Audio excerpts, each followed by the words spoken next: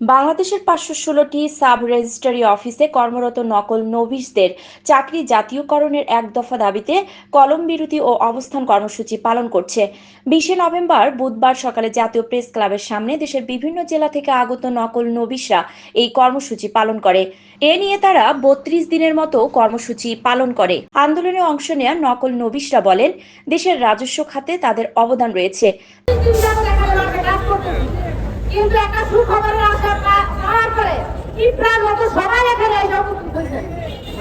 আমার কথা শুনেন, আপনাদের হাতে পায়ে আমি ধরি, আপনাদের কাছে অনুরোধ করি, কালকে ৩টা পর্যন্ত আপনারা সবাই এখানে অপেক্ষা করেন।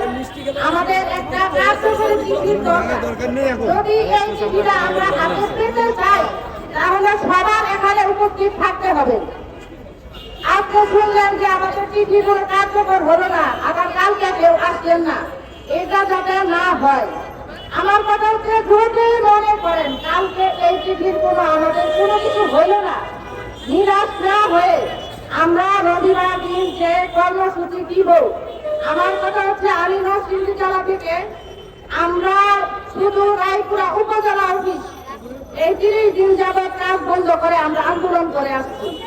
অন্যান্য অফিস মোট কথা 7টা অফিসের ভিতরে অন্যান্য অফিস ঠিক মতে কেউ আসে যায়, এইরকম ভাবে কাজ করতেছি। আমরা চাই যে আমরা কোনো উপজেলা অফিস বন্ধ রাখবো না। আমি আক্তার এখানে উপস্থিত আছি। আমাদের রংপুর জেলার আরো বিভিন্ন টিমের এখানে আমাদের জুনিয়র ভাইগুলো আছে, ওদেরকে সাথে নিয়ে আমরা কমপ্লেক্সের যে 2টা গেট আছে ওখানে আমরা তালা দিব, ওখানে নেতৃত্ব দিব আমরা জুনিয়র ভাইরা।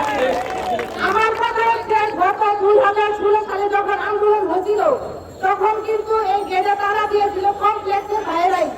যে ভাইগুলো এখানে আছে, যেমন রুবেল ভাই আছে, মাসুদ ভাই আছে, জব্বার ভাই আছে, জাহাঙ্গীর ভাই আছে, ওনারাই কিন্তু তারা দিয়েছিল।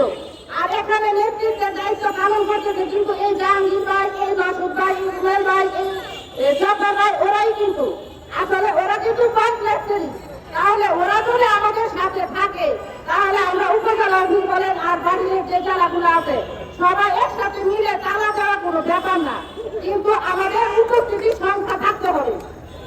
এখন আপনাদের সবার কাছে আমার অনুরোধ, কালকে দিন পর্যন্ত আপনারা আসেন, কালকে দিনটা অপেক্ষা করেন, করার পর দিন যদি কোনো কিছু না হয় রবিবার দিন সবাই আমরা একসাথে আমাদের অন্বেষণা করবো।